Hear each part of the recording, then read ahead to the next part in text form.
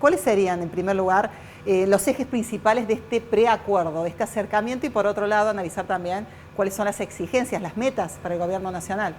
Bueno, básicamente el problema argentino es que el acuerdo se dio contrarreloj, porque era un viernes, recuerden ustedes, y ese viernes había que pagar 731 millones de dólares al fondo.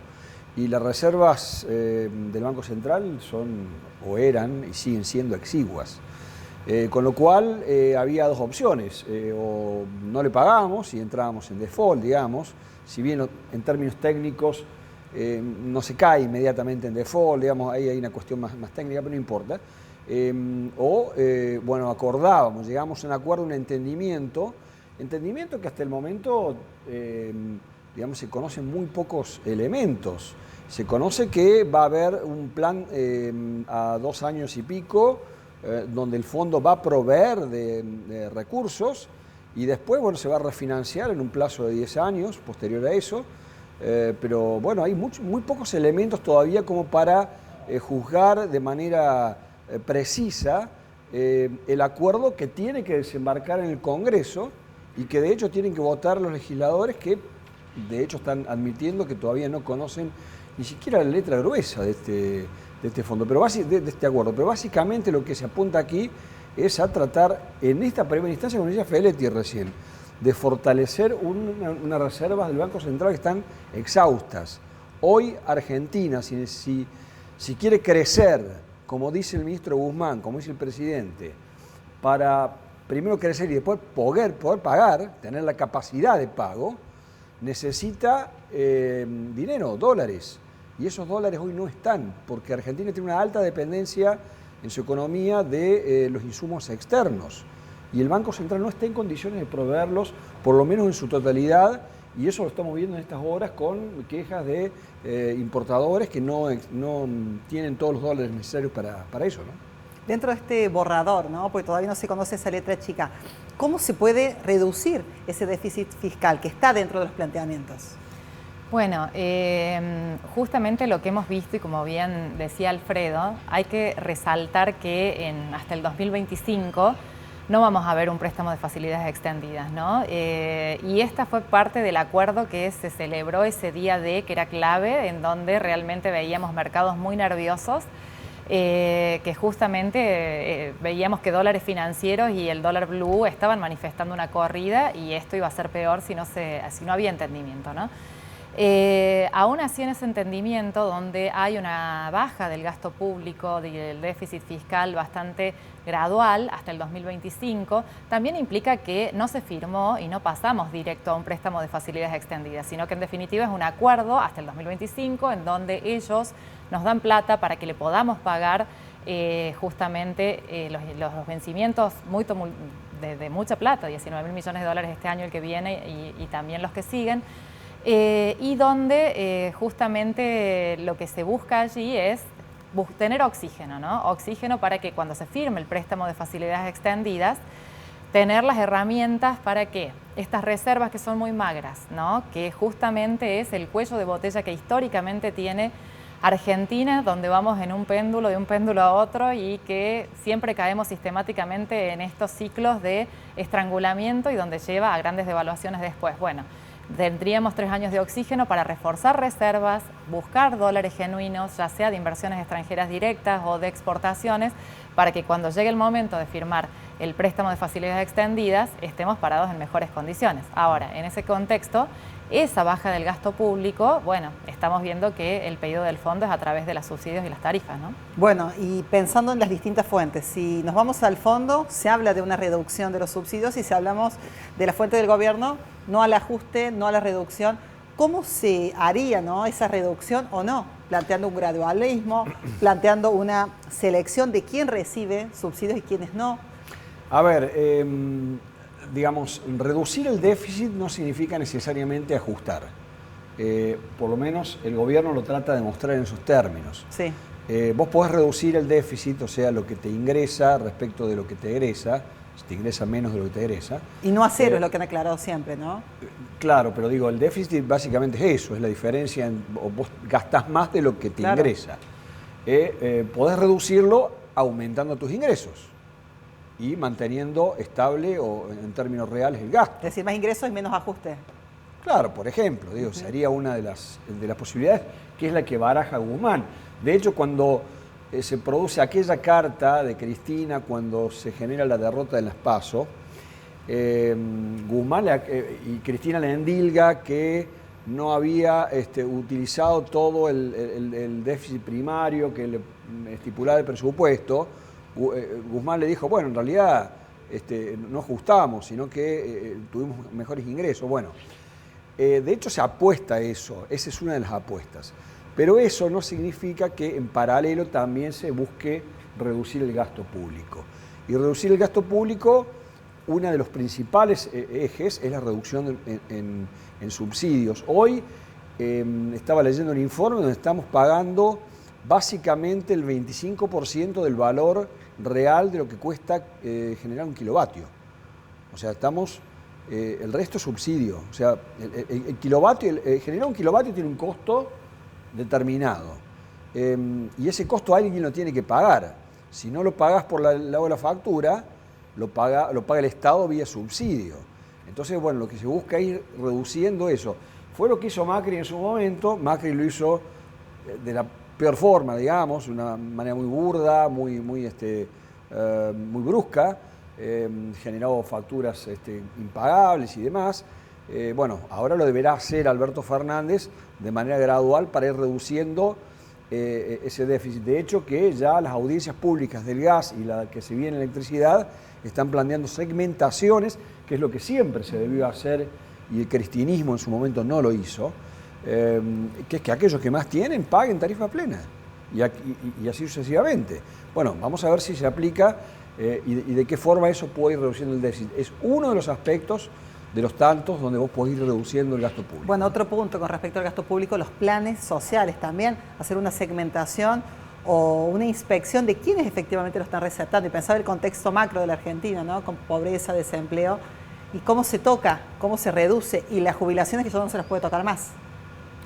Y la jubilación, a ver, hoy casualmente Alberto acaba de anunciar la actualización, el aumento del 12,28, creo que es de las jubilaciones para marzo. Y dice, bueno, que le han ganado a la inflación. En realidad habría que esperar hasta marzo, hasta conocer la inflación de marzo para saber si le ganaron o no. No obstante, vienen subiendo en línea. El problema de las jubilaciones no es tanto que vienen subiendo más o menos, porque en realidad la suba no es mala. El problema es que el 70% de los jubilados cobran la mínima. Y la mínima ahora está en 32.000 pesos, una cosa así. O sea, y es muy poco dinero. Y la jubilación, si vos te pones a ver en el contexto del gasto total que tiene Argentina, el gasto de seguridad social se lleva el 60% del gasto total. Entonces, ¿cómo ajustás por esa vía? Es un tema complejo, ¿no? Meterse con los jubilados, digamos... Basta ya. Ya está, ¿viste? Ya está. Ya está. Y yo sé que es fácil, ¿en qué sentido? Como justamente es el gasto más alto de todos, vos tocando 1 o 2 puntos de ese gasto y bueno, sumás. El tema es que, claro, ¿viste? Es un sector muy sensible. Bueno, hablamos de los planes sociales, hablamos de las jubilaciones, las pensiones y paralelamente el dólar. Se mueve el dólar y se desdibuja esa jubilación, ese salario, ese plan. ¿Cómo se contiene y cómo se le da valor al peso, no?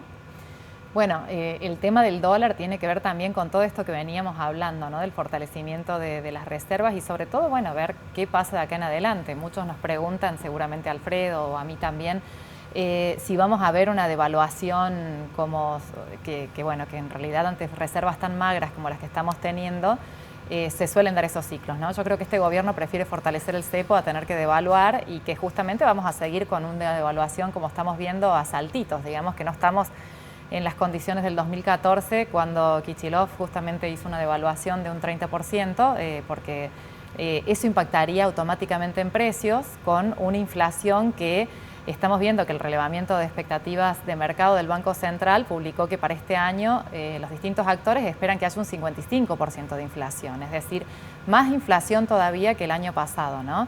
Realmente, no sé, movimientos del dólar, más el hecho de que las tarifas, los subsidios a las tarifas que se dejen de dar por el gasto público, van a impactar en la estructura productiva, en el bolsillo de la gente, y todo esto va a terminar también impactando en precios, como pasó también en la época de Macri.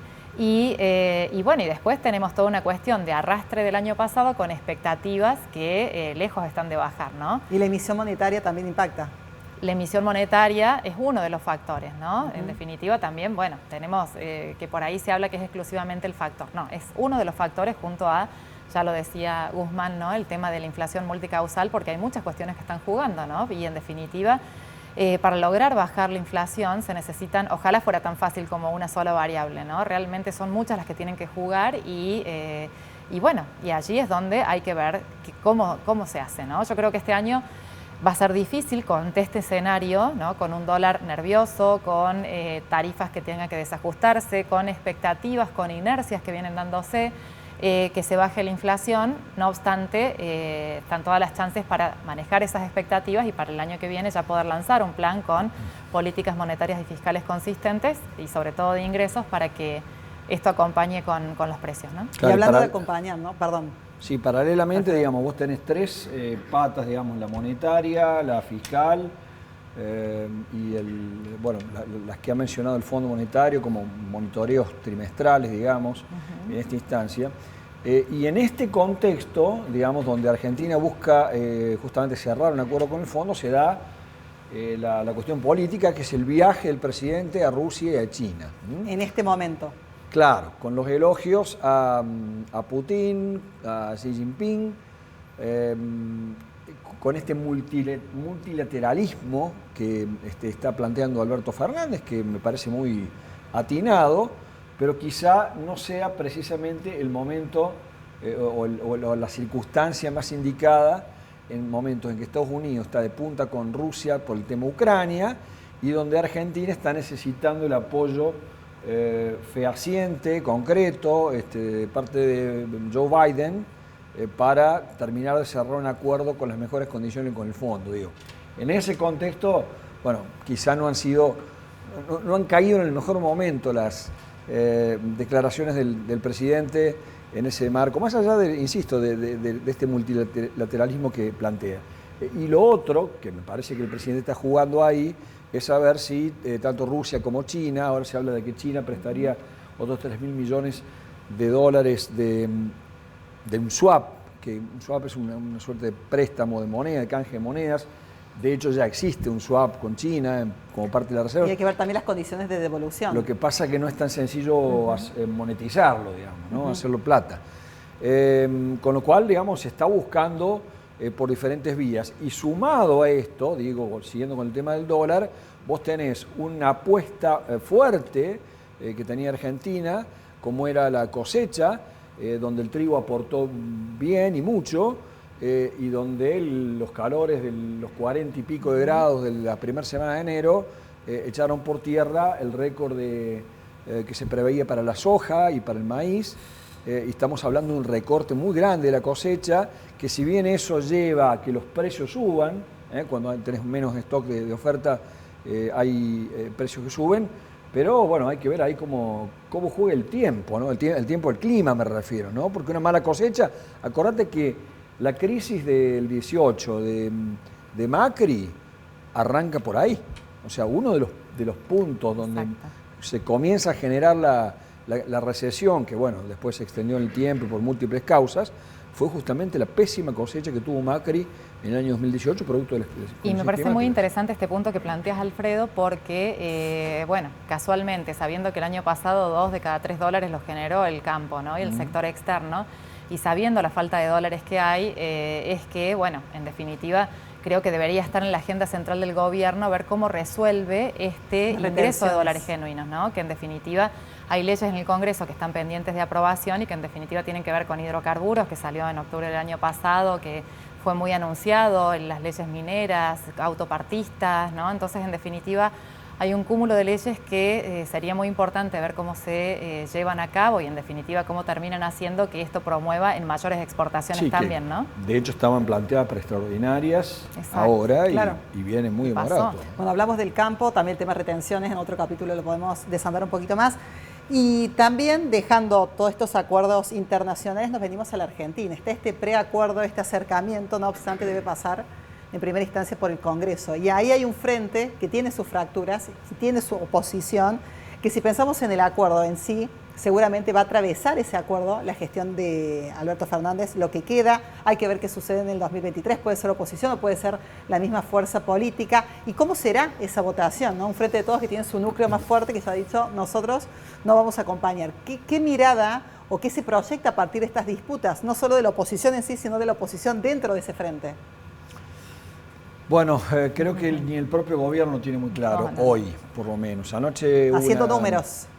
Están haciendo números. Anoche hubo una cena, no bien llegado Fernández de Barbados, entre él y Sergio Massa.